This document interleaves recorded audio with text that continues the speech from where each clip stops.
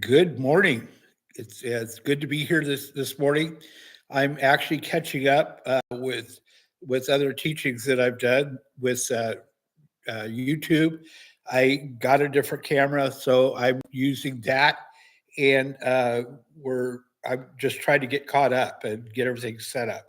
So anyway, this is going to be uh, the last one today because I'm caught up with this one. And so I'm going to go into uh, actually part 4 of Isaiah, and that's going to take us through chapter 2, starting at verse 6 through the end of the chapter. So let's go ahead and get started. Okay, so once again, this is Isaiah part 4, and it covers Isaiah chapter 2, verses 6 through 22. And you'll see that actually in the notes and so forth. This is called the Day of the Lord. It starts, like I said, in Isaiah 2. We're starting in verse 6 as we go through this. It says, "You have abandoned your people, the house of Jacob, because they are full of divination from the east and of fortune tellers like the Philistines. They are in league with foreigners. Their land is full of silver and gold, and there is no limit to their treasures. Their land is full of horses, and there is no limit to their chariots. Their land is full of idols. They bow down to the work of their hands, to what their fingers have made. So humanity is brought low, and man is humbled. Do not forgive them. Go into the rocks and hide in the dust from the terror of the Lord and from his majestic splendor. Human pride will be humbled, and the loftiness of men will be brought low. The Lord alone will be exalted on that day. For a day belonging to the Lord of hosts is coming against all that is proud and lofty, against all that is lifted up. It will be humbled.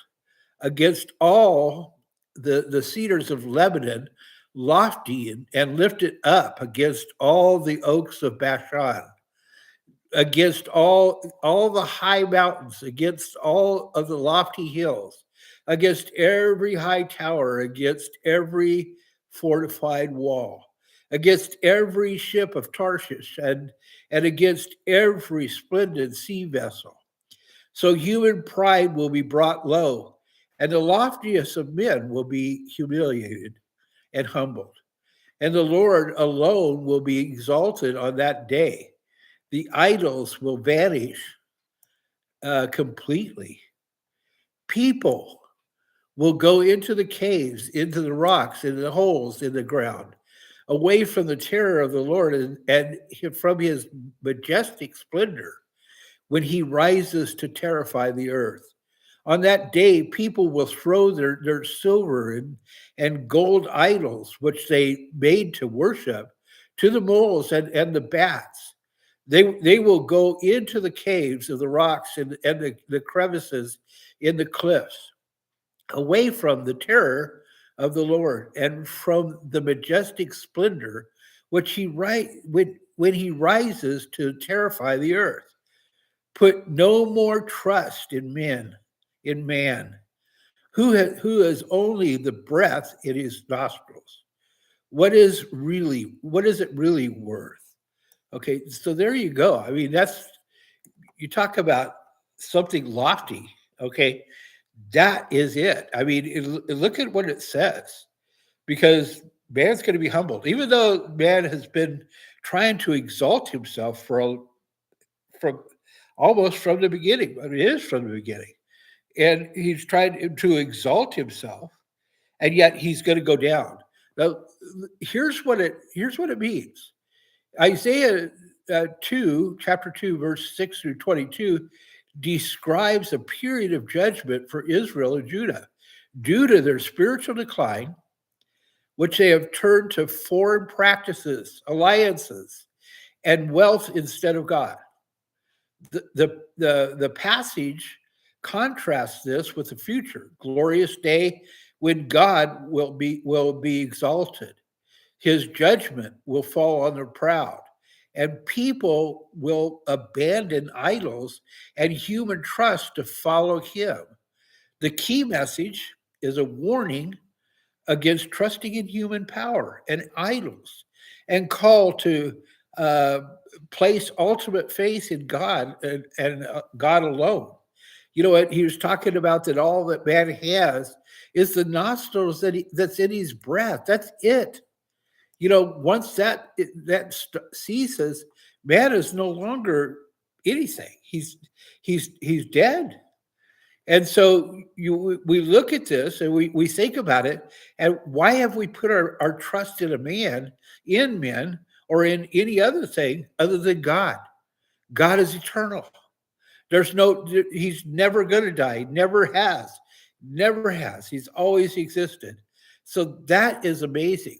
Now, the judgment for spiritual decline, idolatry, and foreign influences, the people have embraced practices from other nations, such as divination, and have made alliances with them rather than remaining a separate and faithful people. Trust in human power. They trust in their wealth, their military strength, chariots for security instead of God. Does that sound familiar today? It sure does. Arrogance and pride. Their focus on material possessions and military might stems from a proud and arrogant self-reliance that God will bring low. The coming day of judgment, God's judgment on the proud, God will act against the proud, and all that is exalted will be brought down. What an amazing passage. Okay, destruction of idols and trust, the things in which they put their trust in, whether fortification, wealth, or idols, will be destroyed. Fleeing from judgment. People will flee in a desperate effort for safety as they witness the futility of their former trusts. The end of human trust. The passage concludes by calling people to stop regarding man or trusting in man, because human strength and life are temporary and insignificant.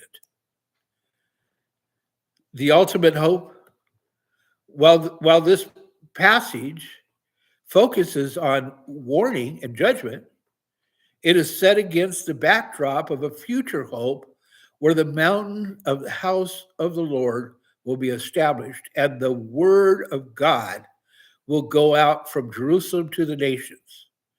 This vision provides a powerful contrast, showing that the judgment is a necessary prelude to the establishment of God's kingdom and a new era of peace and faith. This is amazing. This is absolutely amazing.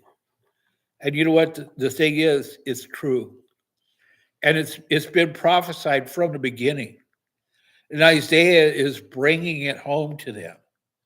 And you know what? We still hear about it from in the future, where Jesus had told them, and even in Revelation, where he had given a vision to John and told him the same things. How amazing is that? I hope that you're blessed, and I hope that you go back and take a look at this and start in Isaiah and read it yourself and see if you don't agree. I hope that you have a great Thanksgiving. Be blessed. We'll talk to you later.